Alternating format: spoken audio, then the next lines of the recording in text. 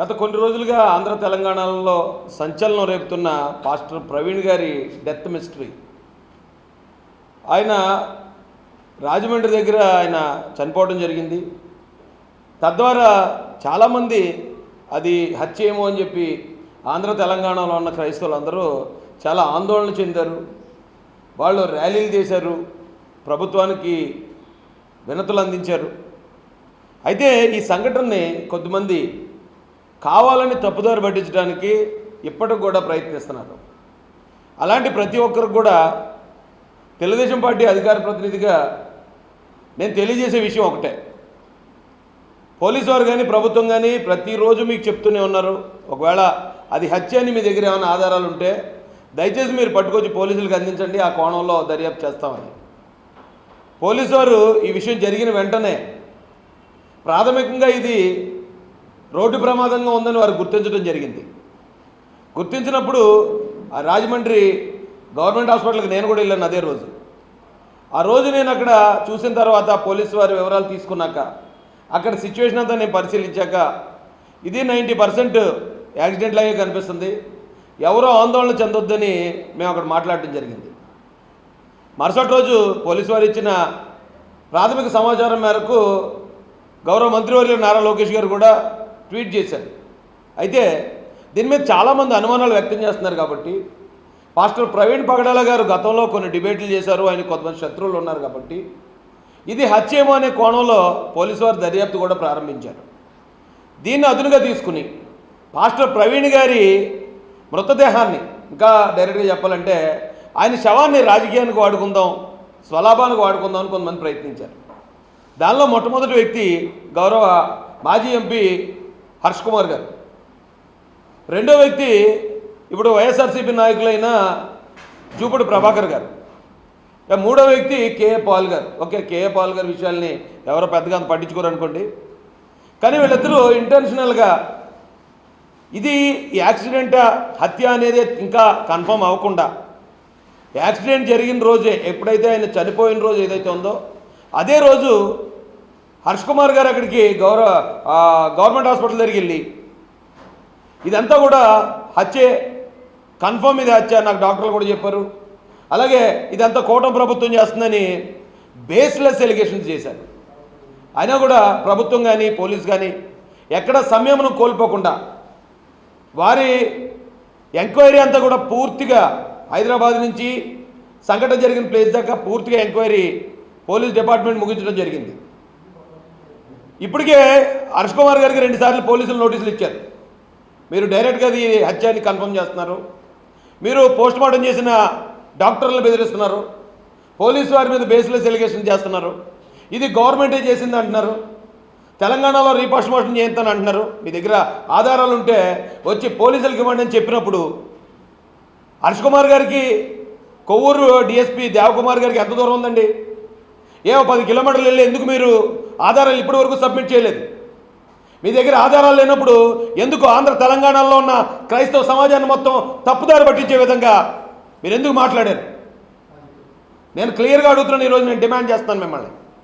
మీకు ఇది హత్య కాదు, ఇది ప్రమాదమే అని చెప్పి మీకు ఆ పోస్ట్మార్టం చేసిన రోజే తెలుసు. మీకు తెలుసు అంటానికి నా దగ్గర ఆధారాలు ఉన్నాయి. మీకు తెలిసి కూడా దీన్ని హత్యగా నమ్మించడానికి, క్రైస్తవుల్ని ప్రభుత్వం మీదకి రెచ్చగొట్టడానికి, ఇక్కడ క్రైస్తవులు హిందువుల మీదకి రెచ్చగొట్టి శాంతి భద్రతల సమస్యలు తీసుకురావడానికి, మత కల్లోలాలు సృష్టించడానికి ఈ హర్ష్ కుమార్ గారు కానీ లేదా జూపూడి ప్రభాకర్ గారు కానీ కేఏ పాల్ గారు కానీ ఎందుకు ప్రయత్నించారో ప్రజలందరికీ మీరు తెలియజేయాల్సి ఉంది. లేని పక్షాన వీరి ముగ్గురు మీద బేస్లెస్ ఎలిగేషన్ చేసి ఇంత పెద్ద మత కల్లోలాలు రేపడానికి కారకులైన ఈ ముగ్గురు మీద కూడా చట్టపరంగా చర్యలు తీసుకోవాలని మేము డీజీపీ గారిని డిమాండ్ చేస్తాం. ఎందుకు చెప్తున్నాను ఇదంటే, ఆయన చాలా క్లియర్గా ఇగో నా దగ్గర ఆధారం ఉంది, నేను రేపు సబ్మిట్ చేస్తాను అన్న హర్ష్ కుమార్ గారు ఈ రోజుకి 4-5 రోజులు అవుతుంది. ఎందుకు మీ ఆధారాలు బయట పెట్టలేదు? మీరు ఎందుకు ఇప్పటి వరకు జనాలు రెచ్చగొట్టారు? ఇది నేను ఈ ఆంధ్ర తెలంగాణలో ఉన్న హిందూ సమాజానికి కూడా నేను రిక్వెస్ట్ చేస్తున్నానండి. ఈ విషయాన్ని హిందువుల మీదకి నెట్టేయాలనో ప్రభుత్వం మీద నెట్టేయాలనో ఇక్కడున్న ఏ క్రైస్తవులు కూడా ప్రయత్నించలేదు. దయచేసి వాళ్ళని మీరు అపార్థం చేసుకోకండి. 4-5 ఇలాంటి అనుమానాలు పుట్టించడం వేరు. ఇంటెన్షనల్గా అనుమానాలు పుట్టించారు ప్రజల్లో. అది హత్య అని చెప్పటం, అది అక్కడ కర్రలు ఉన్నాయి, దాని మీద రక్తం ఉందనేది క్రియేట్ చేశారు, అది ప్రచారం చేశారు. ఆయన 11:42కి చనిపోతే 1 గంటన్నరకు ఆయన ఫోన్ నుంచి ఆయన ఆఫీస్ డీటెయిల్స్ అడగడానికి మెసేజ్ వచ్చేదనేది క్రియేట్ చేశారు.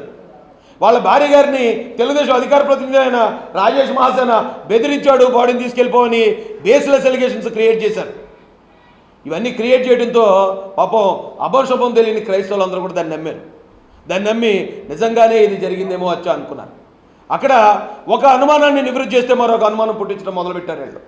వీళ్ళు ఇంటెన్షనల్గా కుట్రపూరితంగా వీళ్ళ ముగ్గురితో పాటు ఇంకో 4-5 మేము పాస్టర్లు అని చెప్పుకుంటున్న వాళ్ళు మొత్తం క్రైస్తవ సమాజాన్ని తప్పుదారి పట్టించారు. ఆ రోజు మొట్టమొదట ఆయన బైక్ ఆయన మీద పడి ఉండటం, అక్కడ ఉన్న సిచ్యువేషను, ఆయనకున్న శత్రువులను చూసిన తర్వాత ప్రతి ఒక్కరికి అది హత్య అనుమానం కలిగింది. అలాగే ఈయన ఇక్కడ కాదు, కొవ్వూరు టోల్గేట్ ముందే ఆయన తడబడుతూ నడుస్తున్నాడు.